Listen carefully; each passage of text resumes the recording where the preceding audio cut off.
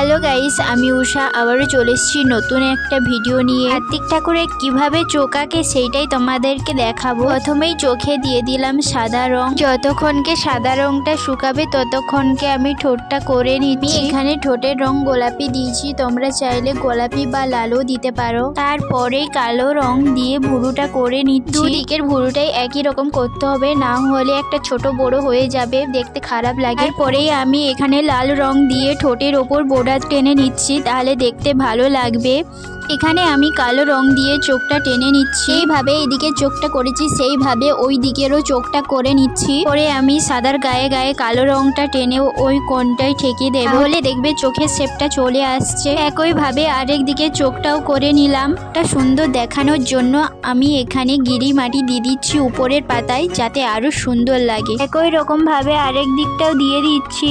ঠিক মাঝখান ধরে চোখের তারাটা করে নিচ্ছি। তোমরাও এইভাবে মাঝখান ধরে চোখের তারাটা করে নেবে, না হলে চোখের চাউনিটা অন্যরকম চলে আসবে। এখানে আমি তিলকটা করে নিচ্ছি। আমার ভিডিও যদি ভালো লাগে থাকে অবশ্যই লাইক কমেন্ট শেয়ার করে দিও এবং চ্যানেলটি সাবস্ক্রাইব করে দিও। আমি এখানে কার্তিকের গোপটা করে নিচ্ছি। চোখের পাতা কিভাবে আঁকে সেই ভিডিও দেখতে চাইলে এখনই আমাকে কমেন্ট করে জানাও, আমি নেক্সট ভিডিও তোমাদেরকে দিয়ে দেবো।